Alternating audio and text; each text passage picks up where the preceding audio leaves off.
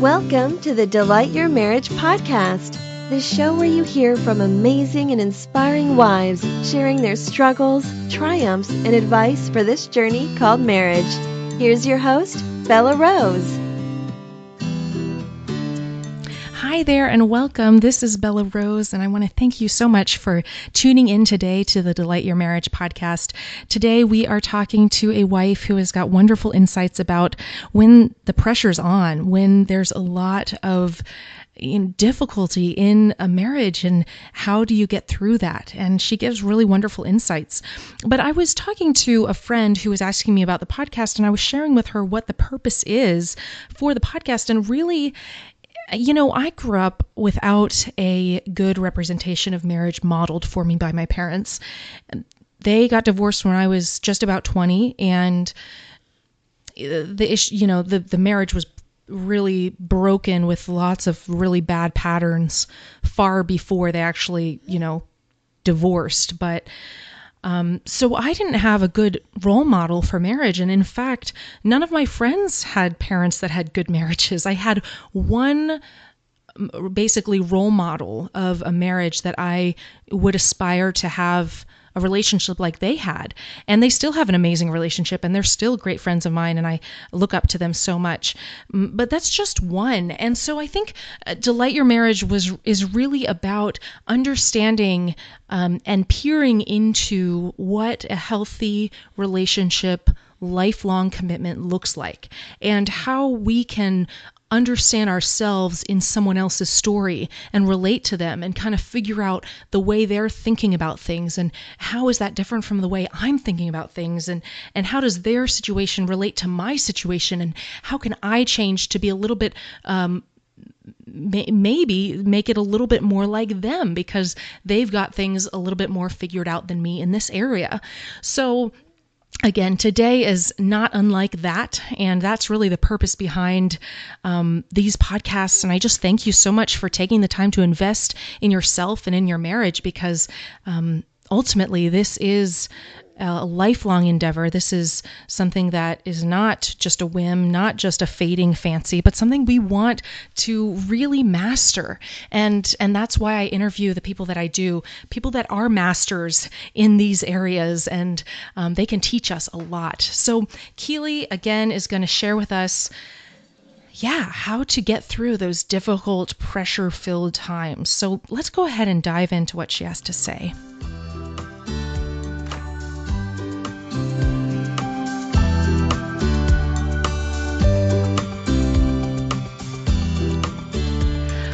All right, welcome back, Delight Your Marriage listener. I'm really happy that you are joining me today. I've got an awesome guest. Her name is Keelie Reason. She's from lovehopeadventure.com. Welcome, Keelie. I'm so glad you're here. Thanks so much for having me.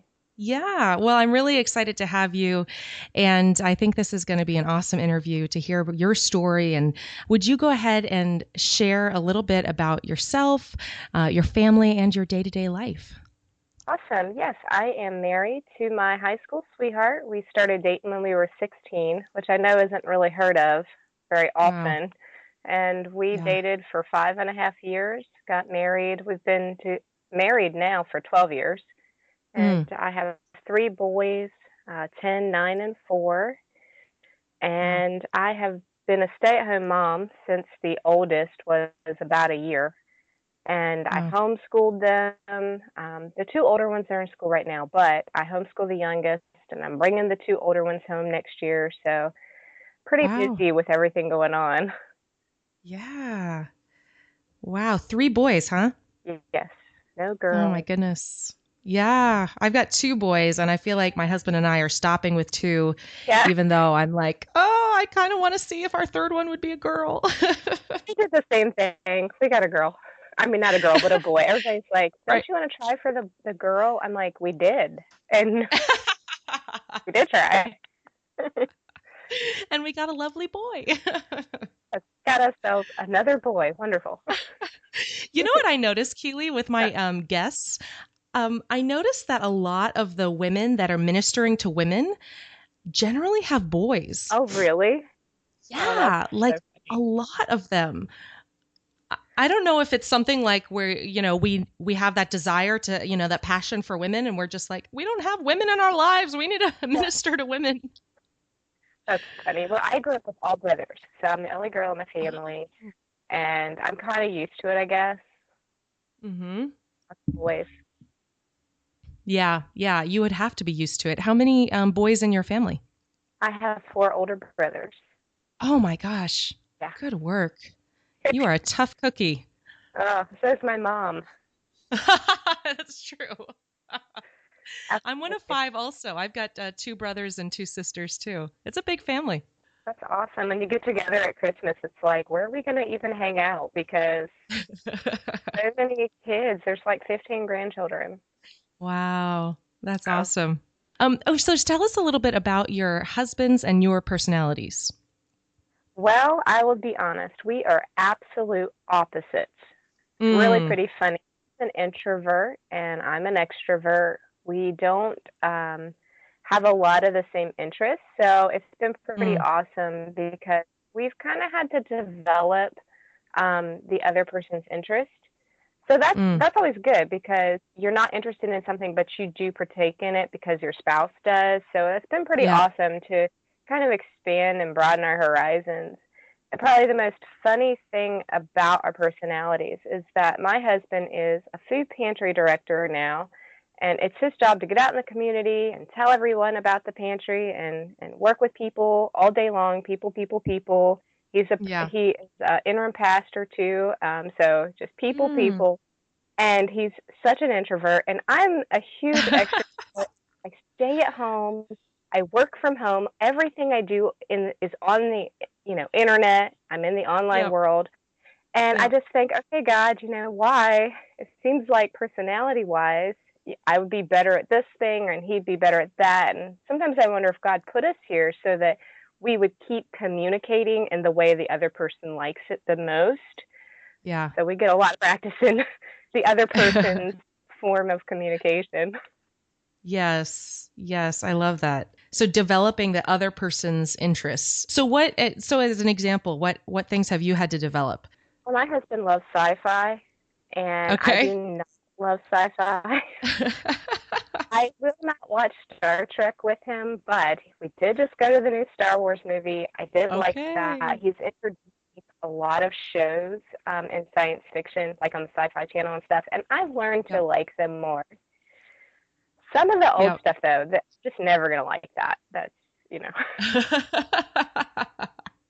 Yeah, I agree. No offense to any sci-fi fans out there. Oh, I think it's awesome. And I have several friends that love sci-fi, so it does kind of help me relate to them a little bit better, too. Oh, there you go. Yeah, that's awesome. Well, I love the idea of developing your interests based on your spouse. I love that. And I want to ask you, before we kind of dive into your big story about a struggle in your marriage and how you've overcome that, this is all about inspiring wives to live wholehearted in their marriage and in intimacy. And would you share a scripture or a quote that's meant a lot to you over the years or even recently? Sure. My favorite Bible verse is 1 John 5:14. And it says, "This is the confidence we have in approaching God, that if we ask anything according to his will, he hears us." And I mean, that's been my favorite verse since probably being a teenager. And there have been so many things in the last 3 years. We've had a rough couple of years that I just keep clinging to that verse and remembering that we can have confidence in prayer and talking to God because the Bible tells us. And I draw a lot of encouragement from that because we all have those times in our lives where we have nothing left we can do. I mean, we can't fix it. We just have to rely on God. And we can have confidence in him because the Bible tells us that. Yeah, that's so true. I love that. Yep. And I would love to dive into your story about a struggle or a season that stretched you guys and was a challenge, and how you overcame that. Well, I'll tell you, I had a hard time really coming up with what I wanted to share, because I'll just go ahead and put this out there. I haven't been real open about this difficult time in our marriage because it happened only about 2 years ago. And it just, when big things happen and hard times come through your marriage, it takes a while, to work through it. That's so and true. we've really been starting to work through it in the last year, just what we went through. And I was just surprised. My husband and I, we had been married for probably almost 10 years. And you think by then you've got it figured out, right? I've been married for forever. Yeah. We didn't have a whole ton of big issues prior to that. But then we had like the most difficult season of our life. And my husband, he had been a pastor, associate pastor for probably 9 years. And he just hit burnout. He needed to step out of that. And I will go ahead and be upfront. I was not at all supportive of him abandoning that career because we, we did this together. We had been doing it for a long time together, and it was what we wanted to do. It was what we worked toward. He was in school for like 7 years for this. So it was very difficult to watch him make that decision, knowing how much it would affect our family. Dropping your career that you've been working towards for so long, it just, it brings a lot of stress into the family because we weren't sure what he was going to do to replace that income. And less than excited. It was very hard for me. And I think in every marriage, everyone deals with this same situation. We have to deal with our spouse making their own decisions. And maybe it's something as simple as you don't like that your spouse doesn't clean up after themselves, or maybe you wish your spouse would be more motivated and do this thing or that thing. So there's so many like practical implications to the situation that I dealt with, because this was a huge, huge decision that made a lot of changes in our family. And I think I was surprised at how horrible I acted, because I felt like our marriage was very strong. And I guess just the right amount of pressure had never been placed on us to us. And I think I've had so many friends whose marriages they've had a long-term marriage, and then the right amount of pressure came on, and it was like, oh my gosh, I can't take this and make it through this. And this was probably the first time I ever asked that in my marriage, because all of a sudden we did not have the same plan for our life. That was very hard to get through that, and it wasn't just me not trusting my husband. More than anything, I didn't trust God. And that happens so much in our marriages. We want to put it all on our spouse. But honestly, it's just our not trusting the Lord in a situation. I spent a lot of time like wanting to blame him for making those choices, but he was doing what he knew he had to, and I didn't make it easy on him. So I was really awful. It was tough. And how did we pull out of it? Well, I'll tell you, it was just, again, one of those times where I was talking about with the scripture that we will have those times in our life where we don't know how to handle it. We have no clue the right decisions to make. We have to trust in God and rely on him. And my husband got very busy with his work. He took on 2 jobs and basically worked around the clock. I picked up a lot of freelance writing. I was homeschooling my boys. I have 3 kids at home, and I was working all the time. So some of the problems kind of resolved themselves because we just didn't even have the time to like talk to each other. I mean, enough time gets passed, and you're frustrated, but you can't even have the conversations because you're so busy. That a lot of it just died down. I actually really love that, because I think sometimes there's a statistic out there that says and I can link it on the show notes once I find it again. But it basically says that if marriages will just hang on during the hard times for even just 5 years, Sure. you get past that and it's a happy marriage again in 5 years. Almost like regardless of the circumstances. It's amazing that just hanging on and saying, I'm not giving up yet, or I'm just going to, hold tight for now, and then seeing what God does in the midst. So I just want to encourage anyone who's out there who's understanding what Keelie is saying and saying, yes, I understand that pressure. I'm having pressure right now in my marriage right now. I think it's a really good takeaway to think, why not just hang on? Why not just spend your time however you want to, just stick with the marriage? Absolutely. And I mean, I wasn't really like, I'm going to leave my husband over this, but I did have that thought go through my mind. How are we going to get back on the same page again? It's a very scary place to be in marriage. Yeah, especially since you had so many goals and dreams, and you were focused on this certain dream for so long, and then all of a sudden your husband is like, "No, I have a different dream." All of a sudden, I mean, that's got to be hard.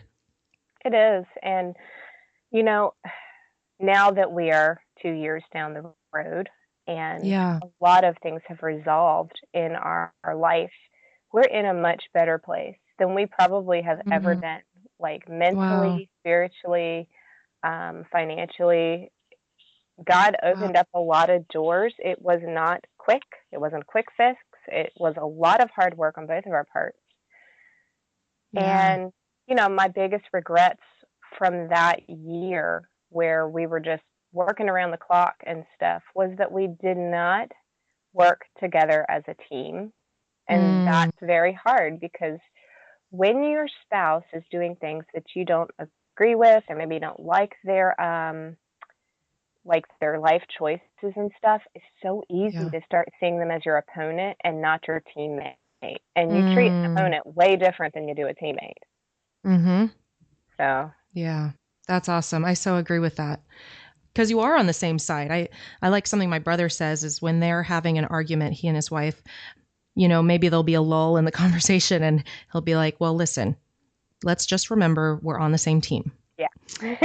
and like with that perspective, when things shift and you're like, wait a second, it's not me versus you. It's not who's going to win. It's we're fighting this out together. We're on the same side. Sure. I love that insight. So I want to ask, in the site, because I think income difficulties is like financial difficulties is it's one of the chief reasons for divorce, first of all, but it's just a huge stressor in people's lives. And, going through that, and when it seems like your husband is the one that's making everything insecure financially, I mean, how is that for you? Well, I'll tell you, we've had our difficulties in our finances for a lot of years, and we knew that we would have to live on less because my husband would be full-time ministry. So I don't think the financial insecurity really bothered me quite as bad as just the uncertainty of what we would be doing with our lives from then on. And I've always trusted that God was going to take care of us financially. Yeah. I didn't know how he was going to do it. I was definitely frustrated that we were kind of like taking a step back in some of our finances, but I don't know. I could deal with that a lot more than I could just, I went through a huge crisis in my life because I had always felt I was supposed to be a pastor's wife.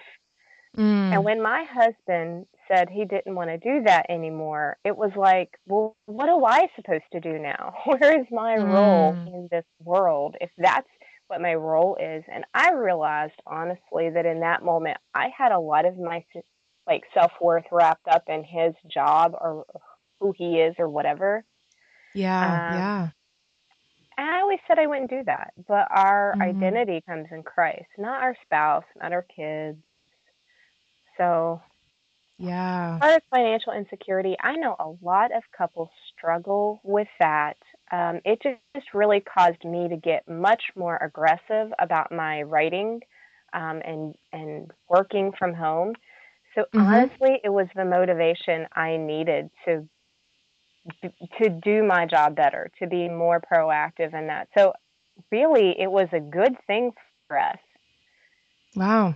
Because we both got much, much more aggressive about, you know, earning and like coming up with more creative ways to earn money versus, Mm-hmm. okay, we're just going to rely on this one income source. And if that Mm-hmm. ends, then we don't have anything. So the truth is, we actually have more financial security now than we did when he was working just one job.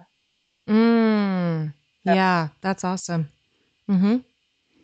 That's really cool. I feel like that's a big takeaway for anyone who might be in financial challenge right now is that, diversifying your income is really important. And so it's a really smart thing. And the fact that you kind of poured yourself into your passion, your ambition, your work, sure.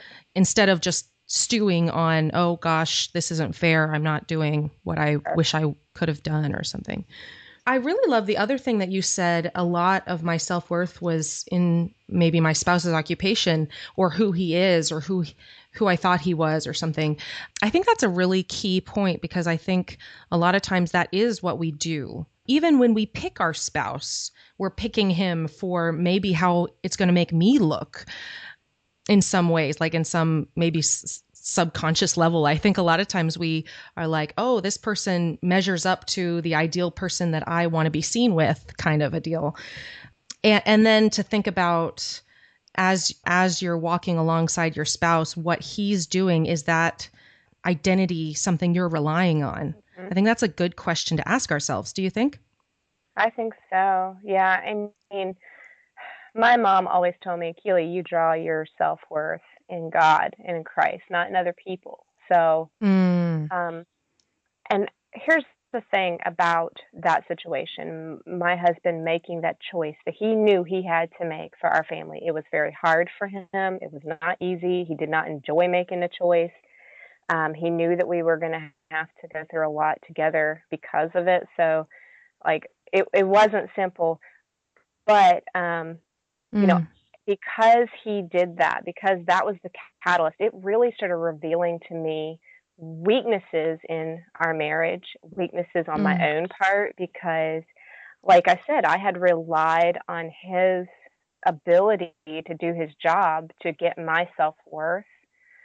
Yeah. And also, just I wasn't letting him be who he needed to be. I was trying to like micromanage that and dictate that because his success in his job and stuff, man, that was direct reflection on me.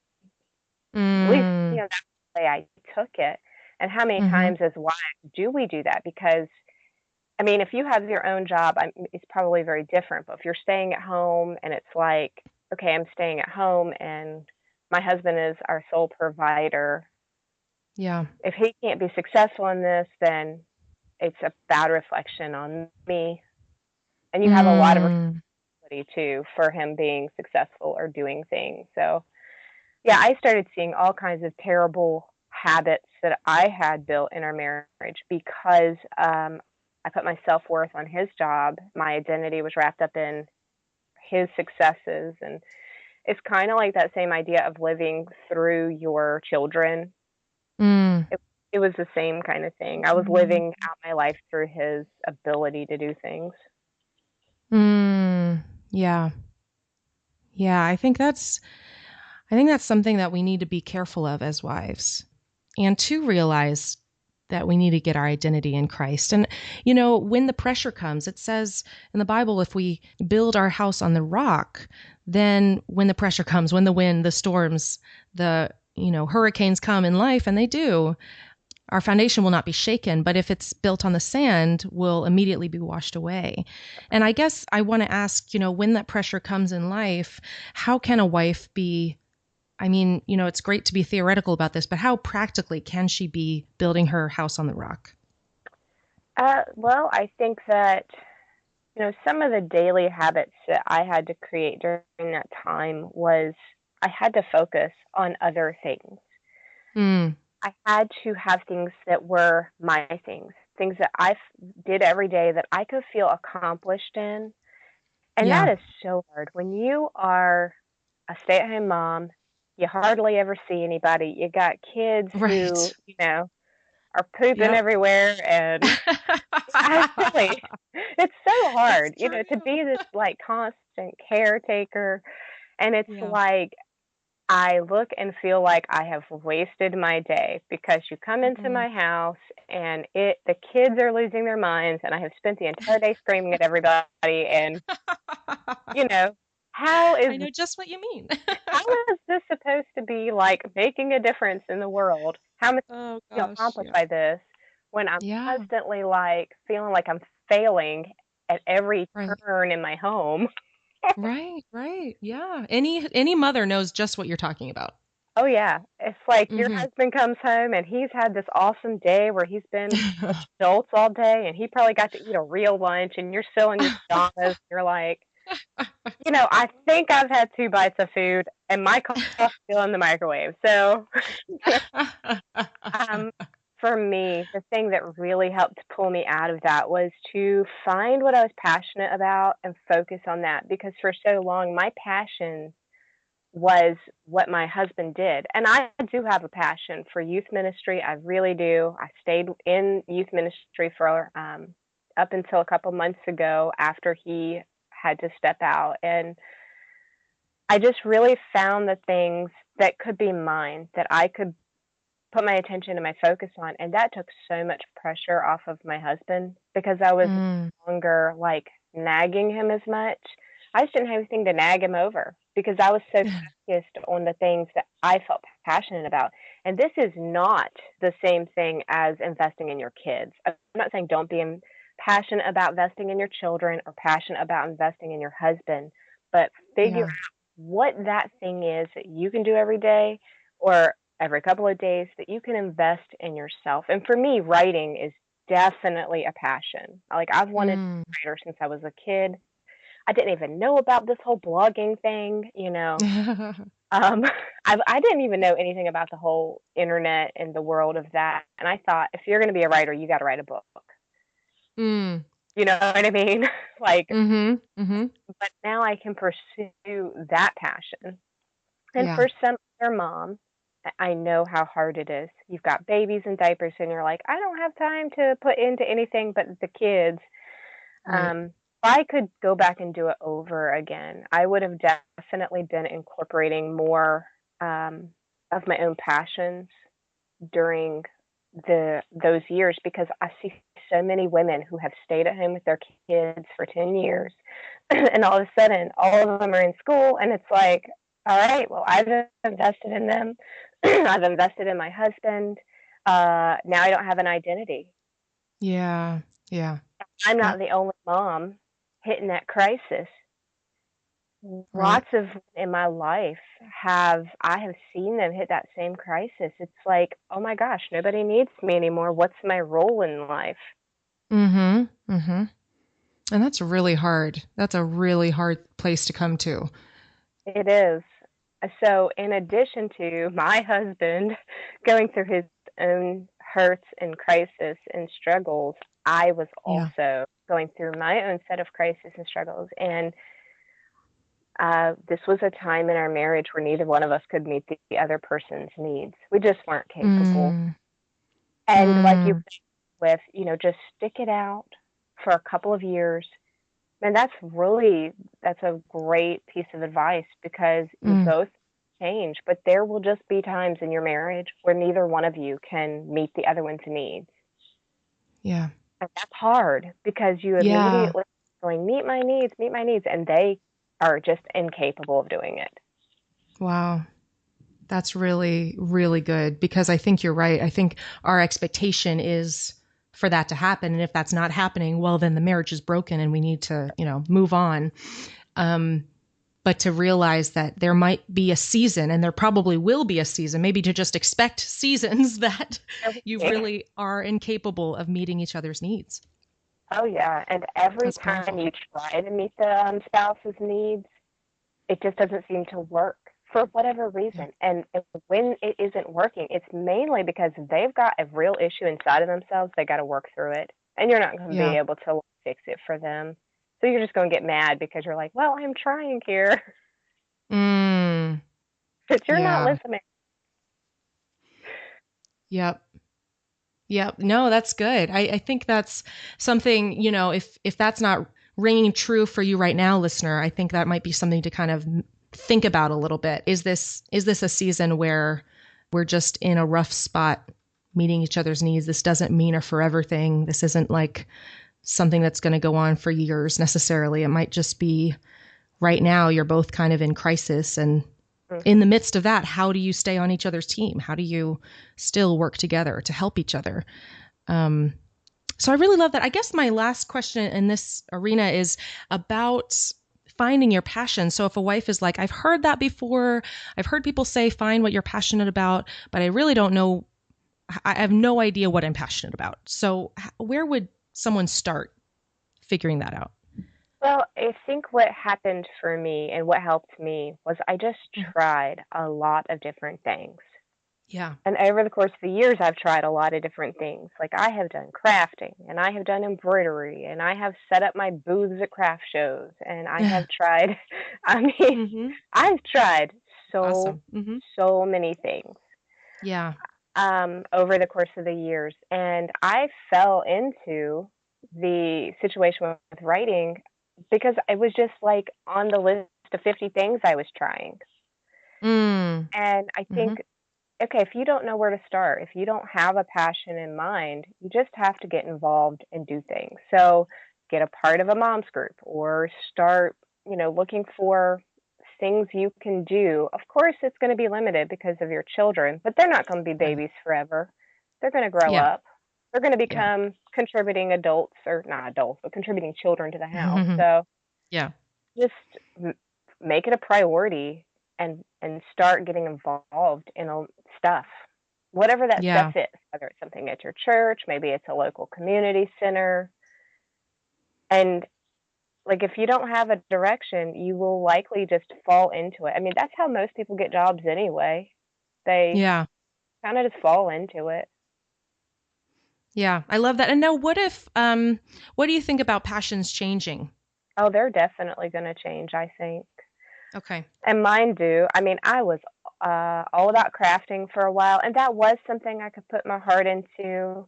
It was short-lived. I've definitely put my passions into certain ministries at church, and those things, they ended for whatever reason, whether we had to move or the ministry fizzled out. Passions are going to change. I mean, you just have to be willing to do what God brings you to, and He will bring you to things. And just when He brings it before you and gives you the opportunity, if you're looking for the opportunities, you'll see it, and then you can put your time and your life into it. Well, I hope that you have been inspired to really dig in when those difficult seasons come and figure out what your passions are and figure out, how you can move forward through this, because God makes a way. He's going to make a way. He is for your marriage. And I just believe that and encourage you to press on today. God bless you. Thank you so much for listening. And I hope you have a fantastic rest of your day. Talk to you on Tuesday. Bye-bye. Thanks for joining. If you've been inspired by this show, would you help spread the word? If you take a moment to review and subscribe, others can find us more easily. Find out how at delightyourmarriage.com/iTunes. Until next time, live with love, wisdom, and passion.